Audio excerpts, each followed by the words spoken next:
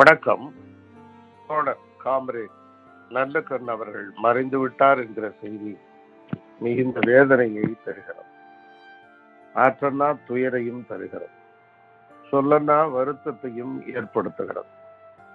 பொது வாழ்க்கையில் தூய்மையாக எப்படி இருக்க வேண்டும் என்பதற்கு நம்முடைய வாழ்நாளில் நம்முடைய கண் முன்னாலே வாழ்ந்த சாட்சியாக திகழ்ந்தவர் தோழர் நல்லக்கண் அவர்கள். மிகுந்த ஒரு எளிய மனிதராக தன்னை அடையாளப்படுத்திக் கொண்டு அவற்றையே தன் வாழ்நாள் முழுவதும் கடைபிடித்த ஒரு தூய போராடியவர். விடுதலை போராட்டத்தில் வெள்ளையரே வெளியேறு காலகட்டத்தில் இருந்து தொடங்கி தன்னை அர்ப்பணித்துக் கொண்ட அந்த பொது வாழ்வில் காந்தியத்தால் ஈர்க்கப்பட்டு பின்பு கம்யூனிஸ்ட் கட்சியின் ஈர்க்கப்பட்டு அந்த கொள்கையில் தடுமாறாதவர், சோர்ந்து போகாதவர், அந்த கொள்கையில் சோரம் போகாதவர். இப்படி 100 ஆண்டு காலம் முழுவதும் ஒரே கொள்கைக்காக கொண்ட லட்சியத்திற்காக, தன் நம்பிய இயக்கத்திற்காக, தன் நம்பிய சித்தாந்தத்திற்காக வாழ்வது என்பது சிரமம், சிலுவைப்பாடு. அப்படி ஒரு வாழ்க்கை தோழர் நல்லக்கண்ணுவுக்கு கிடைத்திருப்பதன் மூலம் அவர் அந்த இயக்கத்தையும், அந்த கொள்கையும், அந்த சித்தாந்தத்தையும், அந்த லட்சியத்தையும் அவர் எவ்வளவு நேசித்திருக்கிறார் என்பதற்கான வெளிப்படையான சாட்சி தான் அவர். ஒரு தூய மனிதர்.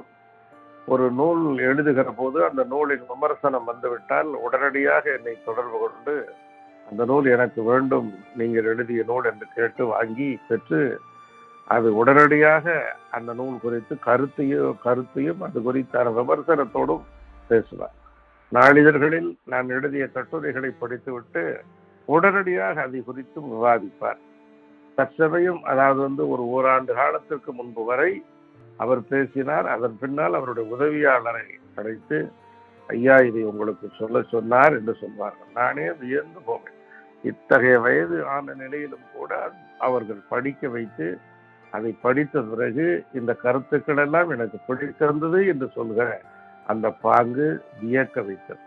ஒரு படைப்பாளனை வாழ்த்துவதும் அதே சமயம் படிப்பறிவை தொடர்ந்து நேசிப்பதும் அவருடைய கொள்கையாக இருந்ததை பொது வாழ்க்கையில் இருப்பவர்கள் கற்றுக்கொள்ள வேண்டும் என்பதற்கு ஒரு இலக்கண புருஷராக இருந்தார்.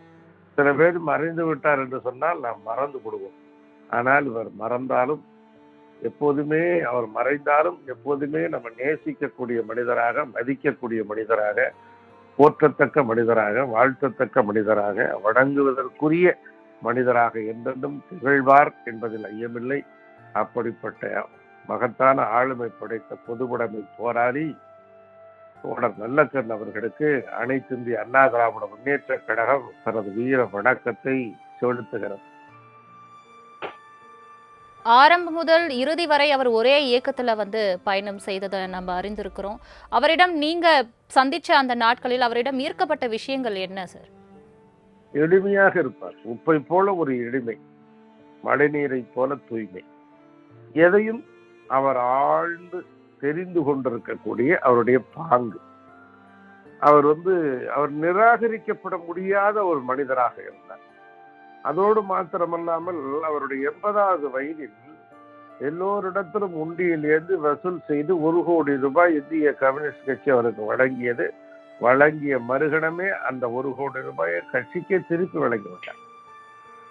தகைசால் தமிழர் விருது கூட 10 லட்சம் ரூபாய் கிடைத்த போது கிடைத்த அந்த ஒரு கணம் வாங்கிய உடனே இன்னொரு பையிலிருந்து அந்த செக்கை 10 லட்சம் ரூபாய் அரசாங்கத்துக்கே கொடுத்து விட்டார். இப்படிப்பட்ட ஒரு பாங்குள்ள ஒரு மனிதரை கண்டு வியப்பு நேரிடுகிறது. எல்லோரும் அப்படி இருந்தால் நல்லதாக இருக்கும் என்பதால் பொது வாழ்க்கையின் தத்துவமாகவும் திகழ்கிறது. இணைப்பில் தங்களது நினைவலைகளை பகிர்ந்தமைக்காக நன்றி திரு வைகை செல்வன்.